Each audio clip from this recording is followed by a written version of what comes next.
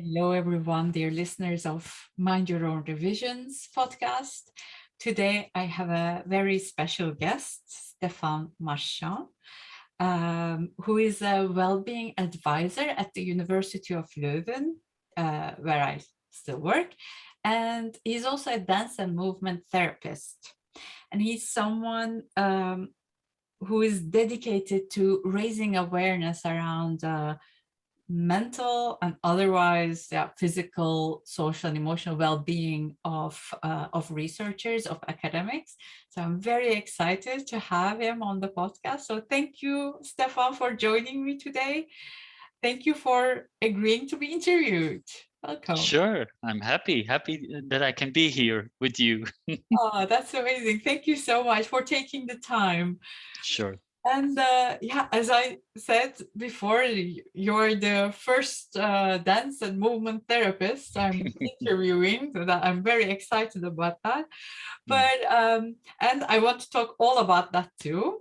But I would like to start from a very fundamental thing, the fundamental concept of well-being. Mhm. So you are a well-being advisor, and you're Yes. kind of your whole life is dedicated to well-being from different angles, right? Mhm. So what is well-being in your opinion?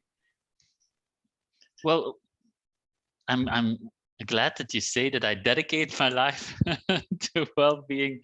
I think that's maybe indeed my life purpose, to support well-being in one way or another. Um, to me, when I talk about well-being, I talk always about health and well-being. So those two go together, in my opinion. And when I talk about health, when I talk about well-being, I'm always focused on seeing it from a broad perspective, because we all are focusing now a lot on programs of mental health, which I do think it's very important in our society. But also mental health, we can approach it from different angles, like you said in the introduction. There is a physical aspect of it, there is the emotional aspect of it, which dance and movement therapists work a lot with, the emotional side of health and well-being. Then there is a mental part, and then there's a social uh, part.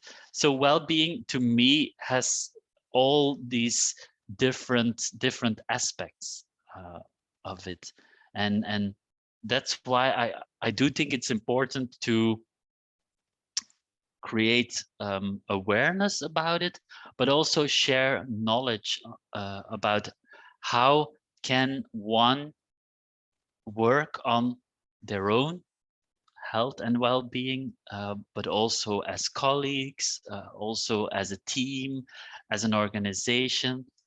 Um, so, in my opinion, well-being it's also a very broad concept. It's very personal, but it's also very broad because I do think it's also a society Yeah, issue. I totally agree. It is for some people, it is your individual responsibility. It is your health. You do something about it, or go to the doctor. But Hmm. no, we are all responsible of each other in a way as human beings, and we are all dependent on each other for Yes. our well-being in the world too. Yeah, and I think that the social dimension of health and well-being is so important. And of course, now in these times, in these COVID times, that's under pressure. The Yeah. social dimension. We all have to look for other strategies to stay connected with each other, Yeah. online or offline. But we have to look for ways. While 2 years before this all happened, it was maybe more natural because we were going outside, we were reaching out, we were hugging people, and yeah, well, now we have to find ways to take care of our own, of each other. So I do think that health and well-being now is on the agenda of everyone. Exactly. Well, otherwise, if we don't have health, we can't do anything else, right? Mm, And I really love the definition by the World Health Organization that says health is not only the absence of disease, but a complete, like it's a state of thriving for a human being in all aspects, physical, mental, social. I'm very, every time I go back to that definition, I'm so impressed by mm. their vision that they included social in there. Yes, yeah, Yeah. definitely. It's an important dimension. And I also love the work of Machteld Huber. She used to be, or still is, a doctor in the Netherlands, who introduced the concept of positive health. Mm. And in that concept, health is more seen as, yeah, linked to resilience, actually. So Mm. how can you be resilient in your life and dealing with the issues that are at stake? Like, imagine you have an illness. um, what can you do? What is there still that you can do, regardless your illness? So that's why she introduced the positive health, to look at other dimension, and again to have this broad range on health, actually. And I think it's a great way to reflect on your health in this broad range, and to focus also on yeah, what can you do given the circumstances? What can you do? So there's also a focus of action, and Yeah. not only problem focused, but what can you do Yeah. given your health, With actually. a bit of proactivity, maybe not only like reacting to things, but proactively what can. Yes. And also, Yeah. there's a lot of empowerment I hear in that concept. Like whatever happens to you as a human being, like you still have the power Hmm. to some degree to decide what you are going to do with in terms of your health and well-being. Yeah. But it's the first time And I'm hearing this concept of positive mm, health. It's very interesting. It's like positive psychology in a way, like yeah, looking from the positive. yeah, Yeah. definitely. There are some. It's linked to Yeah. positive psychology. What's working instead of what's not working, like focusing on, yeah, the good things that are still working instead of everything that's broken. Yeah, yeah. And what I also like is the thinking in little steps, Mm. because people have severe issues, and now with their health and well-being. So my approach is more to look at little steps that one can undertake, and even though you can't see yet the effect of it, or think about the effect of it, but I really um, try to stimulate people to go into that experiment, and to take action, and to learn from that action. And of Mm. course, there comes the dance and movement therapist inside of me, because dance and movement therapy, it's all about doing, and then experiencing. So Mm. you are encouraged to try stuff out, and then you can learn from it, but you learn from doing, Mm. not only from thinking. In Mm. the creative arts therapies, you always do, you focus on action, and then you learn from it, and it gives you new knowledge, new insights, to go further on the journey. It sounds like a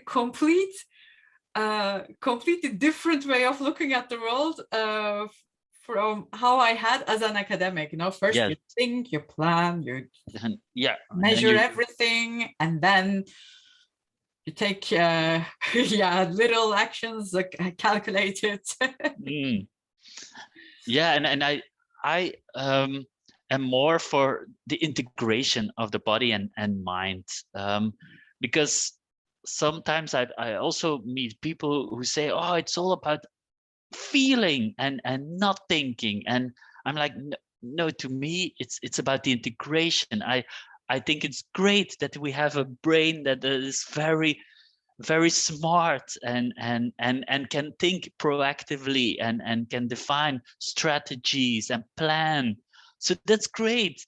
But there is also body, and how can we work on an integration of body and mind, and that's what I would propose more and hope to see more in the world, the integration of those, yeah, Yeah. parts of us, because we as human beings we are able to think and reflect, but we're also able to feel, and maybe sometimes we forget that, or we have to learn. I also think that we have to relearn how we can feel.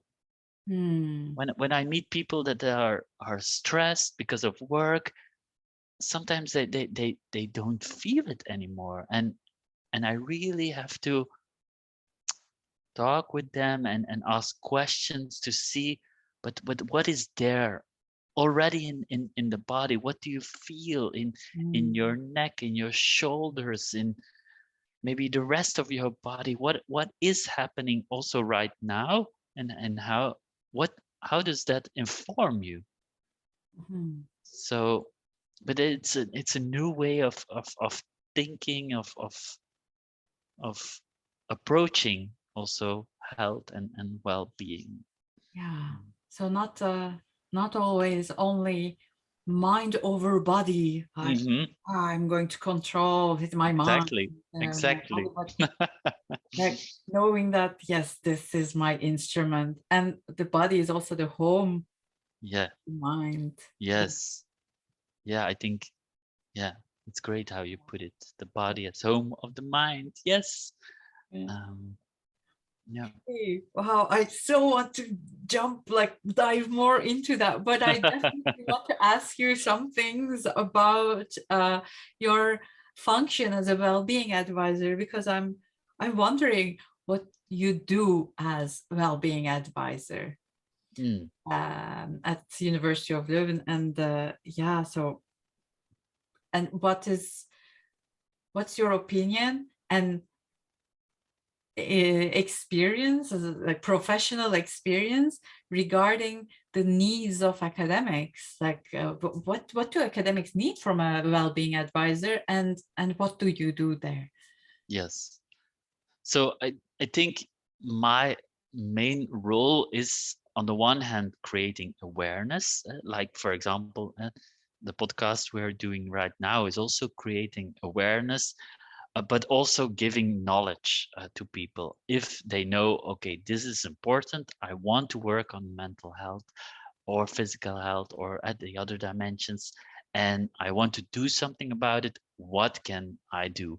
So my main role is to, yeah, support this in our university, and by, we have a lot of initiatives in our university that are working on health and well-being, and my main role is to give an overview of Mm, those initiatives and to see how can we communicate this to where it's needed, mm, because it's not by putting it out in a newsletter, which is great, but not only by putting it in a newsletter that people know that we have workshops on stress and resilience, or that we have a network of confidence where people can talk with one confidential advisor, for mm, example. Um, I always meet people in our university that still don't know about these initiatives, and these initiatives are very precious and needed, but we have to, yeah, make the initiatives more known. And one way we are going, what we are going to experiment with this year is to create also podcasts. Mm, So we're gonna work on that, and I do think, because my main focus is on young researchers, I do think that young researchers are more prone to that and are listening more to podcasts than maybe looking at intranet.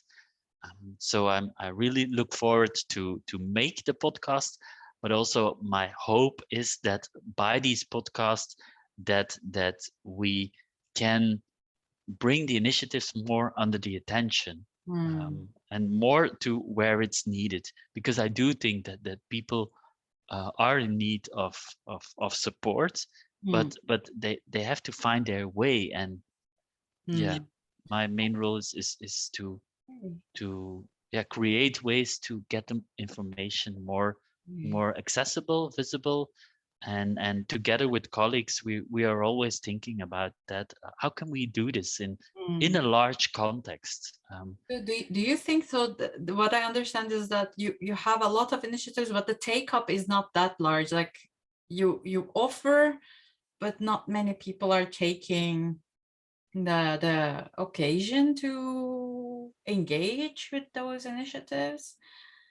Yeah, I think there are still people who are looking for initiatives, but not always find their way in the big offer there is. When I started at KU Leuven, I also had to um, yeah, take my time to see, okay, what is here. Yeah. And we have a lot of support systems, which is great, but we have to find a way to make it clear and accessible. um, but I do think that everyone has to take its role also at the like we from HR department, but there are also the local supervisors and the Mm, local support services. Um, so I consider health and well-being more as a we story, uh, mhm, where everyone can play his or her role, and and can also see, okay, how can I contribute to this story? And, yeah. So what is the feedback that you're getting to those initiatives from the people who take them up mm, and yeah, use them, quote unquote? yes, yeah. Uh, Um, so when I give workshops, I have one colleague that gives the workshops of stress and resilience within KU Leuven. But I also give workshops stress and resilience to the other universities. And when I meet researchers in those workshops, the main eye opener, I would say, to young researchers there, participants of the workshop, is that they are not alone. mm, And this informs me of the importance of bringing people together in a room to talk about these things. And and that's one of the main things that we get as feedback, that people really feel the support just because there are other people who are also struggling, dealing with the same things as you, but just to hear other people talking about it, to hear other stories, and to learn from each other what they do in their concrete work environment. That's really what's helping them. So we are more focusing on creating this community, and to find to yeah, to create initiatives to have this uh, to have these people come together to find support with one another. yeah. And another thing also is when we do share knowledge, evidence-based knowledge, they really learn how, for example, stress works. Because stress, in a way, when it's short term, stress is a great tool. Our body immediately responds to something that is important to us, huh, and Yeah. immediately we're ready for action. So it's, you would say that's great that we have such an intelligent system here that prepares our us for getting ready. Um, but and then in the workshops we explain that, of course, when stress on long term has negative impact on the body, it's a physical thing that's happening also in the brain. And just by sharing this knowledge, that also helps people to have insights like, okay, so maybe that happened like last week, and it's not me, but it's because I'm human. That's Yes. my body and my brain, and I Yes. react on Yeah. on such a thing like I did. So Mm. it's really about learning to see what happens when you are under stress, and what happens on an emotional level, what happens on a cognitive level. Um, and Yeah. yeah. It's so important what you said. I think a lot of academics, in my opinion, in my personal and professional opinion, Hmm. let me put it that way, that we are like, we have problem with accepting that we are also human beings Hmm. and we can't just work and produce and like be on top of things endlessly. And Yes. yeah, this is also a human body, this is also human mind, and it is as vulnerable as anyone else's body Hmm. and mind, and sometimes even more because of the way we think about how we quote unquote can have things under control, Mm. instead of accepting flow and this flow of, yeah, stress coming and going, things happening our way and not happening our way, our bodies being so energetic and going and getting everything, and then being so tired that it has to like completely rest, stop. Mm. So instead of this like go go go go go, which we believe that everyone else is doing, which is not the case, of Mm. course. Yeah. Yeah, but I do think that that sometimes people just look at their colleagues like what is expected, and I also meet people that are going and going and going, and it looks like they never need a break or need a holiday, or they don't take a break. So I do think it's important that we have examples in our environment that we can learn from, where maybe not everything goes up up up, and that we see examples also from our supervisors and managers, that they are giving the example, it's okay to deconnect, and I don't expect you to be there for 24 hours.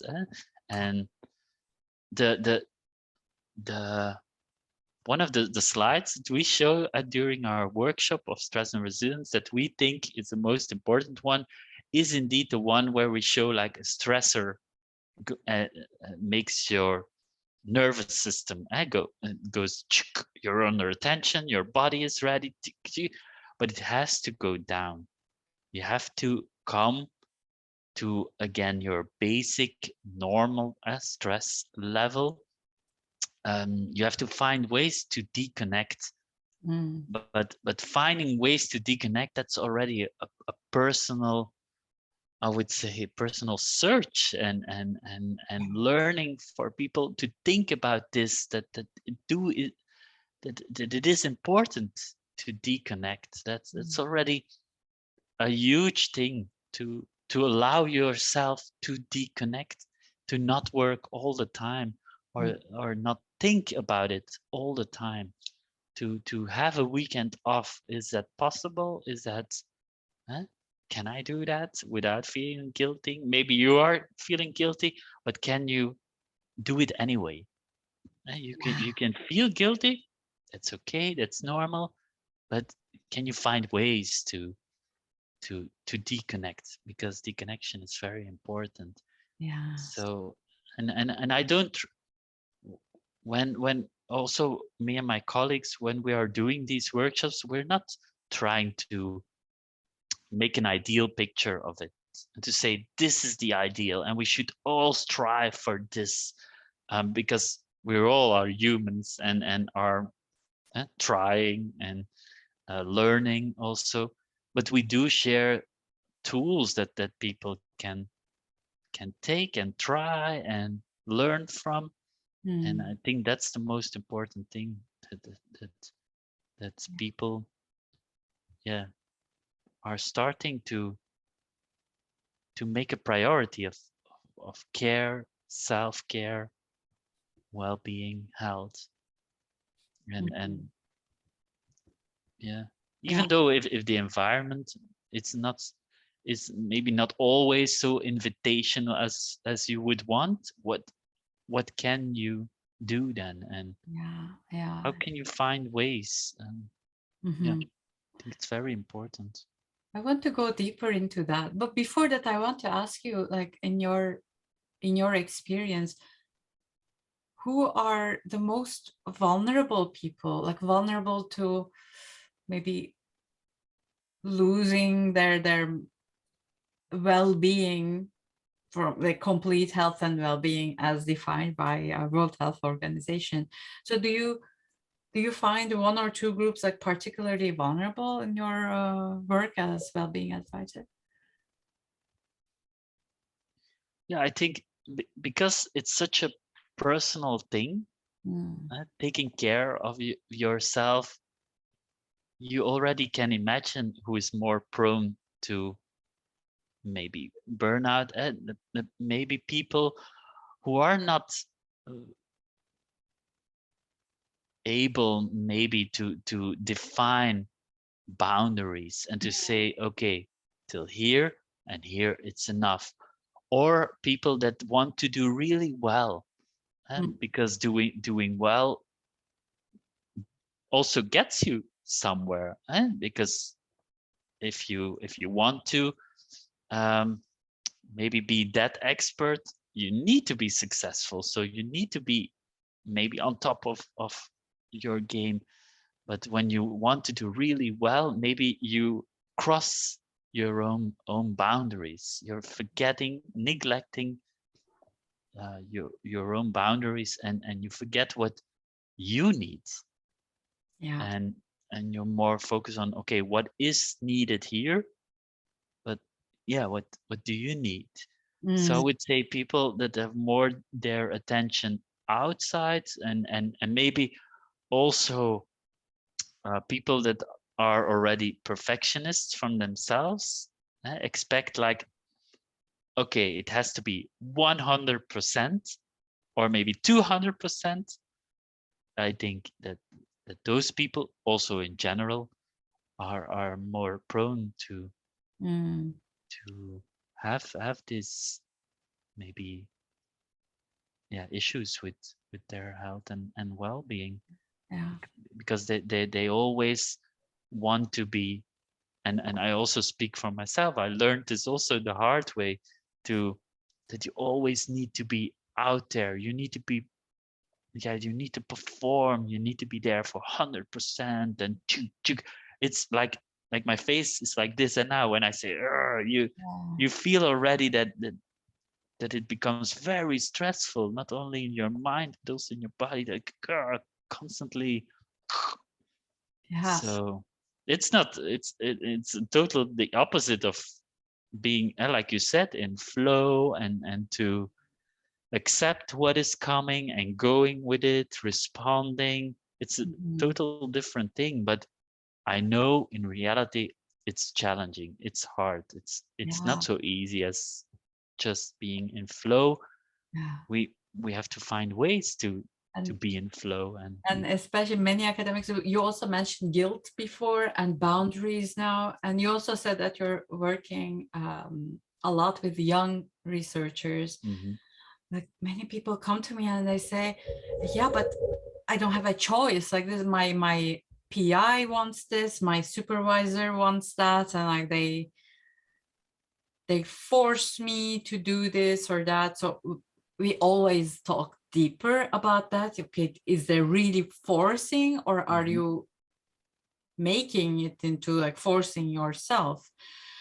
But there are really people, in my experience, who are in a very difficult situation where they're like trying to like take some break and like some boundaries out there, but they're so afraid of really getting fired or Mm. yeah, Yes. not getting a good enough evaluation as a researcher or academic, and they really want this career and they're really in a like difficult spot Mm. versus do I take care of myself or do I stick it out and please this person until I am out of their like brain?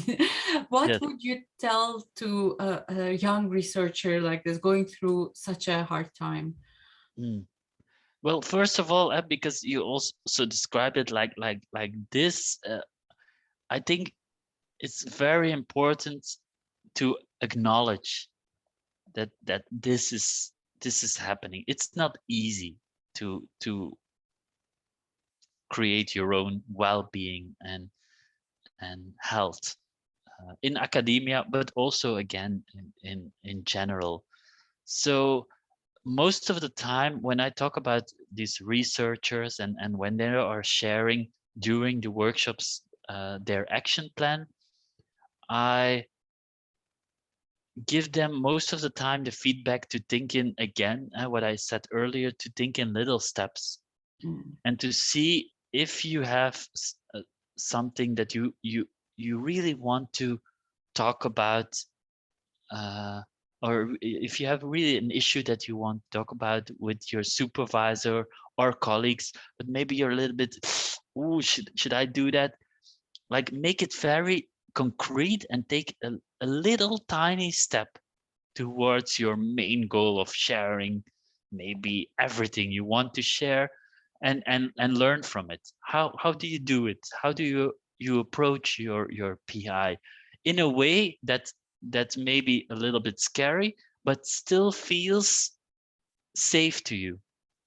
Because sharing directly everything of your own health and well-being with your supervisor or colleagues can become very scary. So I do think it's very important to take care of your boundaries and to say, okay, but what do I want to reach with this? If a lot of people are approaching me and saying you have to do this, you have to do that, but I can't manage. Okay, how can I give this message of I can't manage? How will I do this? So this is also a communication that we're now talking about. So I talk about this with them also, like how would you communicate this? mm, And so the advice there is to be very concrete, to share how what is happening with you when this happens, this situation. What do they feel? What do they think? And also, what are needs of them underneath? And what are values that they feel that maybe become under pressure mm, by this incident or and this situation?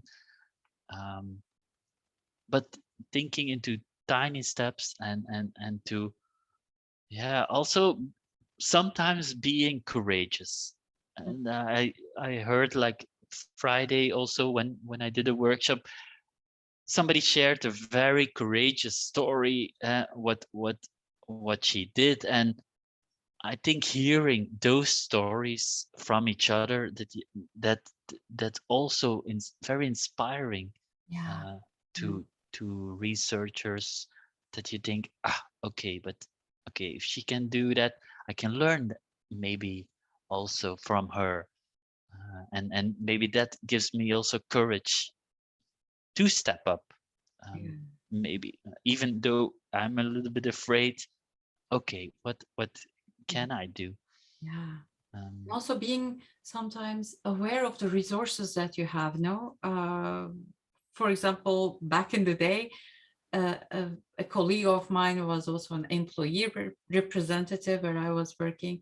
I said, okay, if you want, I can come with you to this conversation that you're going to have with your boss, so that you have like an employee representative with you. I said, yeah, that's a great idea. That gave me this feeling of, okay, there's another person in the room. It's not yes. only like me and my supervisor in this like vulnerable, kind of scary conversation. Yeah, there's an objective party who can be there, but it doesn't have to be there, of course. It doesn't have to be always this kind of extra person in the room or whatever. But this is one example of doing something with the resources that's available to you, because Yeah. I'm giving this example because in Belgium, labor unions and employee representatives, yeah, they have more of a say, in my opinion, than many of the other countries that I hear about. But I think it's a great example that you share, just by creating also this triad.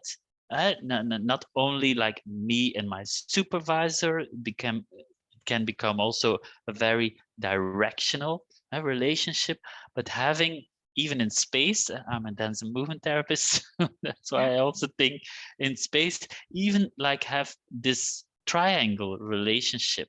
And like you said, this also third party that is more objective, and that party can also say like, okay, what is your approach as an employee?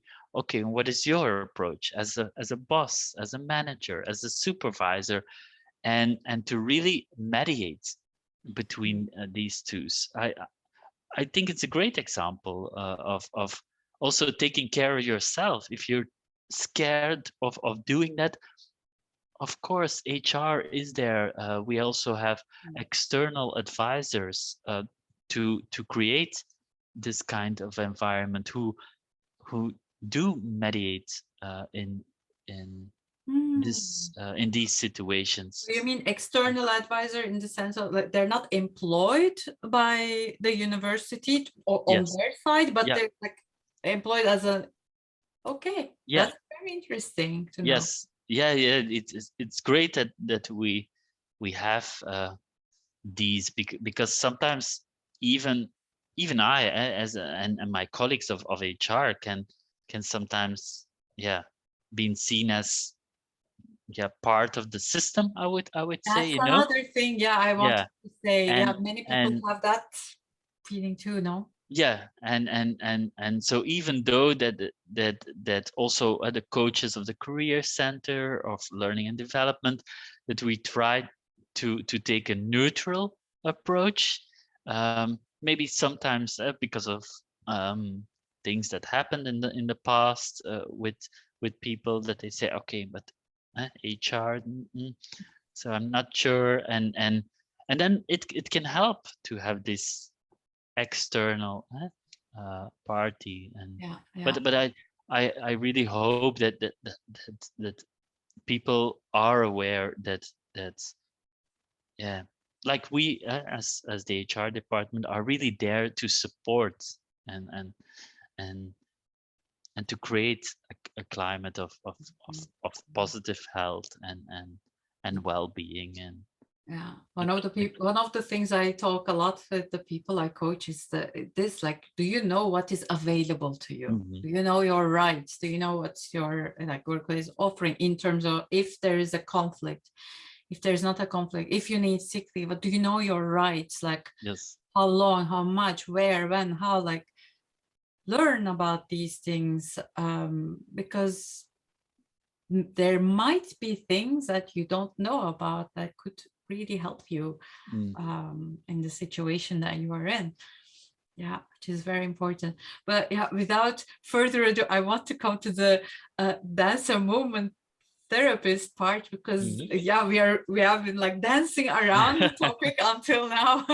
And I would love to know more, because you have yeah, until now also in our conversation it came up many times, and like creating the triad, I had doing first and thinking later, and like another way of doing things than we are maybe used to in academia, many of us.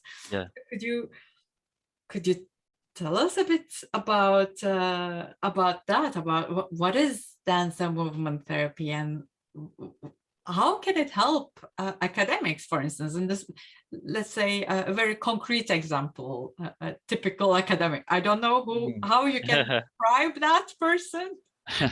I still like to ask. Yeah. Sure.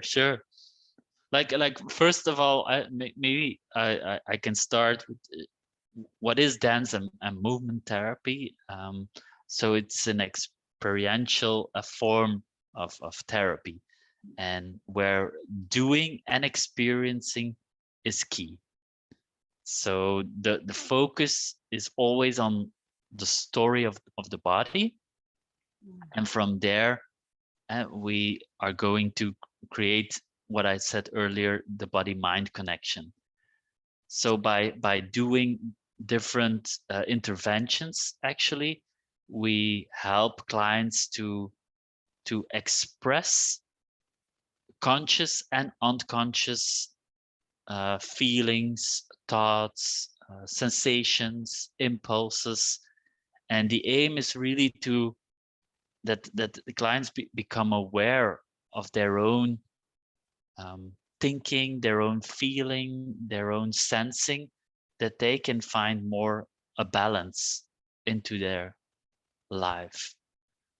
And we approach this by doing, by dancing, by moving, by playing, and just to notice what is there when we start to play, when people are interacting with each other, maybe one on one. There is a lot of stuff happening. There is a lot of stuff happening on the physical level when people are dancing, but also on emotional level, on the mental level. And that's uh, yeah, in dance and movement therapy, we take time to reflect on these experiencing on these experiences. So whether it was an individual exercise or with one another or with the whole group, then afterwards there is always time to reflect on the experience, to talk if it's possible with the clients. Not all clients are able to talk, but to talk about the experience, and then we invite clients to reflect on their way of perceiving, of thinking, feeling, and doing. That people also learn.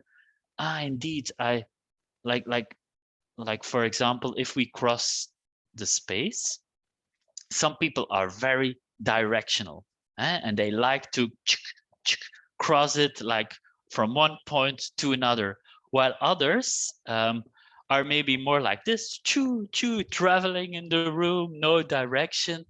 But it informs you about your personality. Yeah.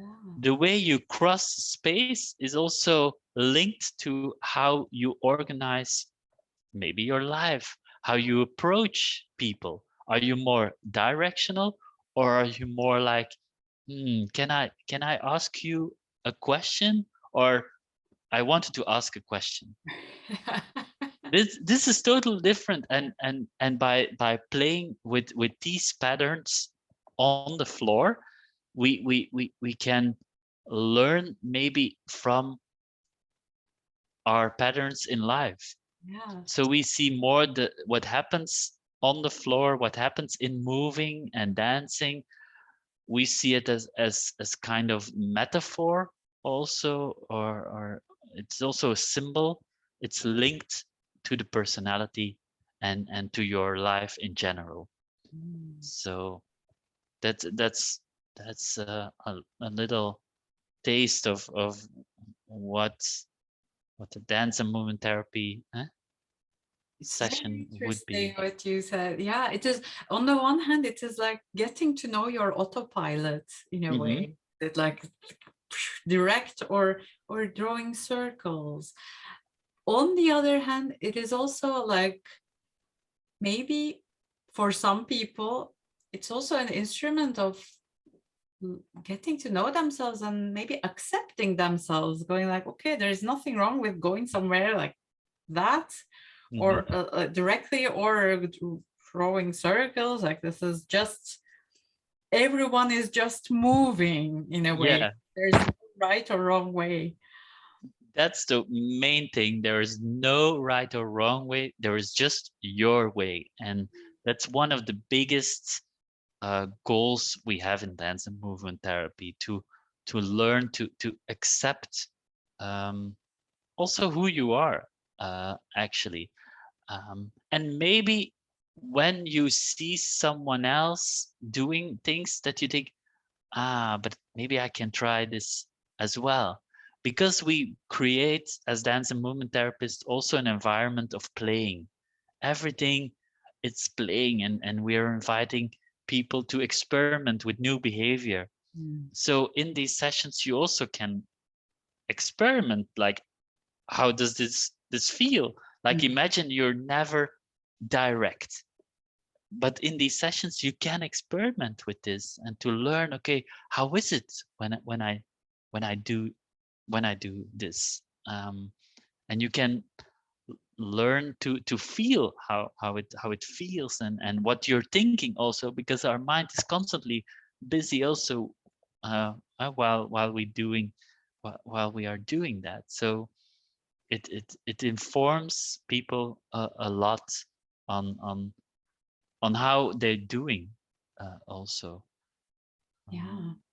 because we do take time to check in with each other, to be, and just be there, and to see, okay, what is there.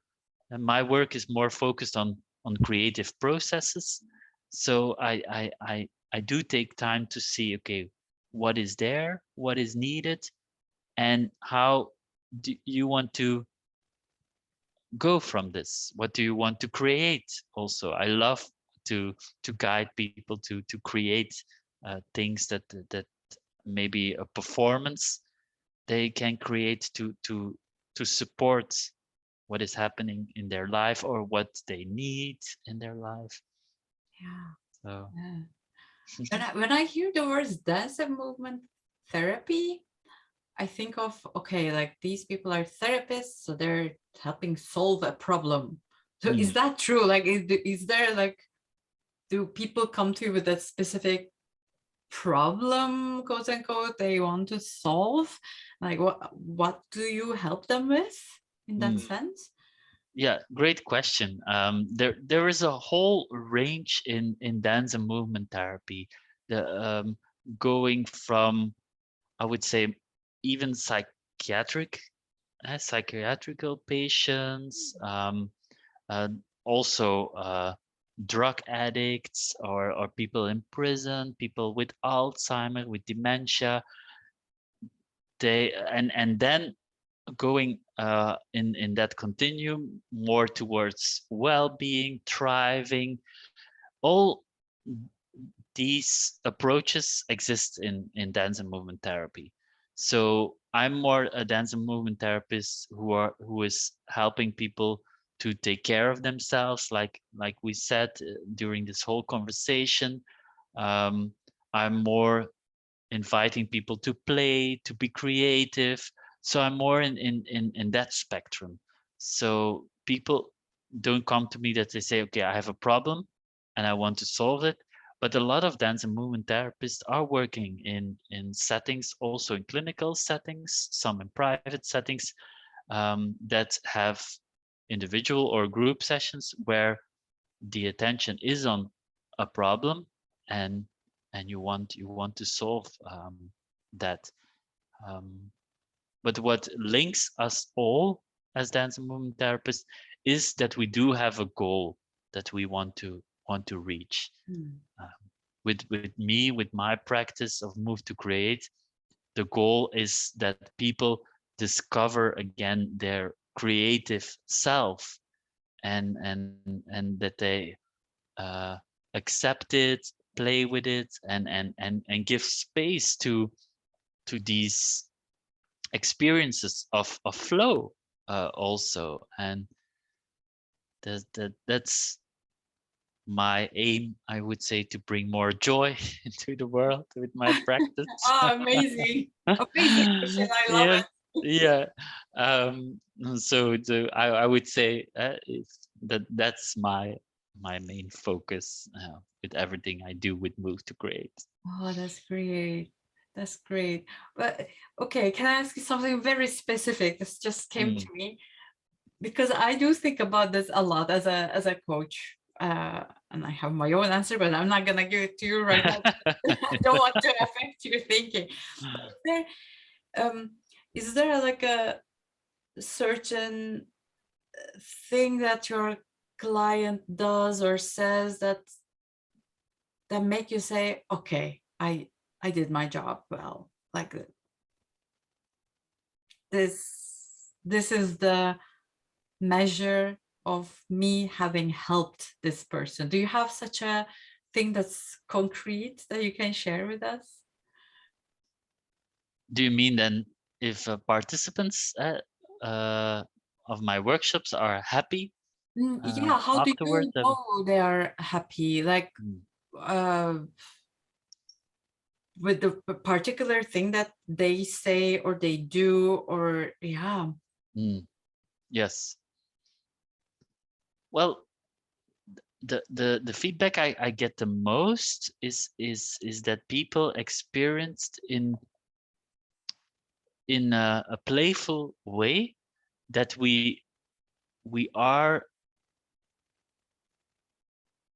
diving into deep stuff, I would say. Hmm. That that that they do feel this was very personal, deep work we did, but on a playful in a playful way. And that's one of the things I really get a lot as feedback, and I really love this because yeah, I also did a trauma work, and I do believe it's important, um, but I also need approaches like this that on a playful way help me to deal with stuff in Hmm. life. And so the greatest feedback I get is that people discovered again their creativity, that they felt in contact with again their joy, but their innate joy, because we all are born with this source of joy and creative energy, but somehow life happens and maybe put blocks on that joy. And my work is more to see, okay, how can you have, yeah, can create again contact with that source that we all are, we all have. um, That's amazing. yeah. That's Mm. amazing. And it's It- indeed a very, very valuable work that you're doing. Many people need that connection with their bodies again. We keep losing that connect. I mean, I personally keep losing it, and I have to re-find it, and then I lose yes. it again, and then it goes back. Yeah.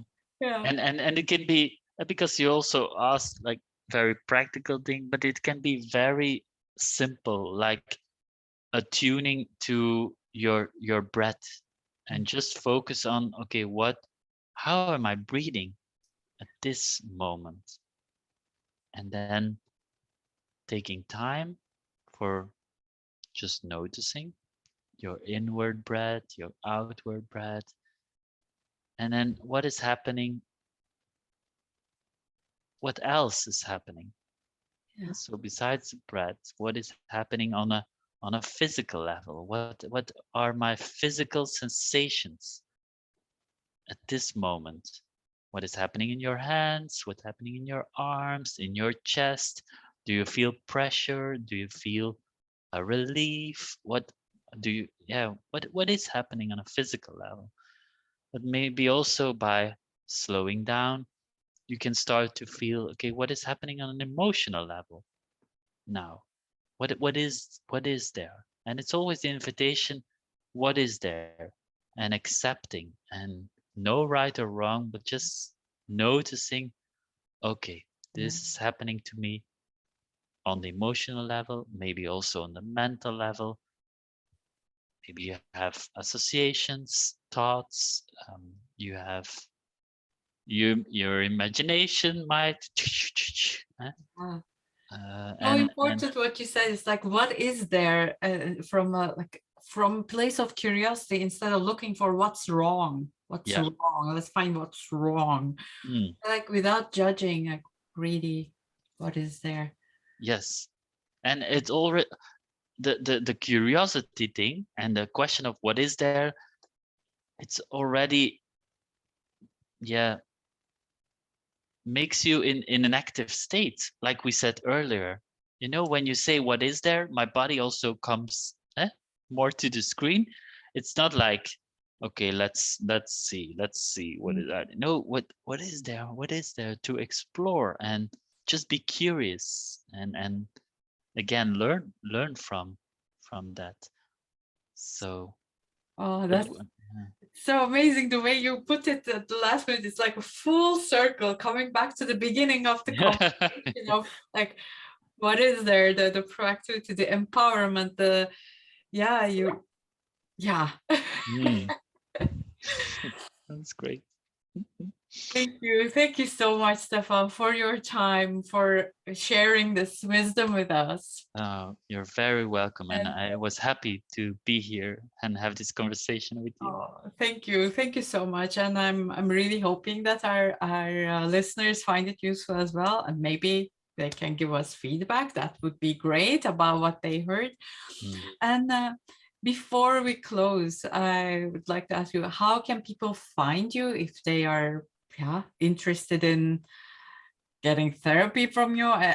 The listeners of this podcast are from all around the world. I don't know if it's a possibility to do online stuff with them, but in one way or another, if they want to reach you or follow your work somehow, how can they Yeah, find you? I think maybe because it's international crowd, then I'm on LinkedIn, so that's maybe the most easy way. They also can look at the work of me at the Move to Create web page that we Mhm. maybe can share afterwards. But I'm happy to be in contact. And yeah, That's great. Let's share the web page yeah, website name on the show notes as well. yes, So great. thank you so much for joining me for this great conversation, for your work to raise awareness, and also bringing this body and mind thing together as an Mm, integrated whole instead of one over the other. So it was great great. to have you, and looking forward to seeing you again in Yes, person if we can. yeah, definitely, definitely. Thank you very much. So have a great day. Thank you. You too. Bye bye. Bye.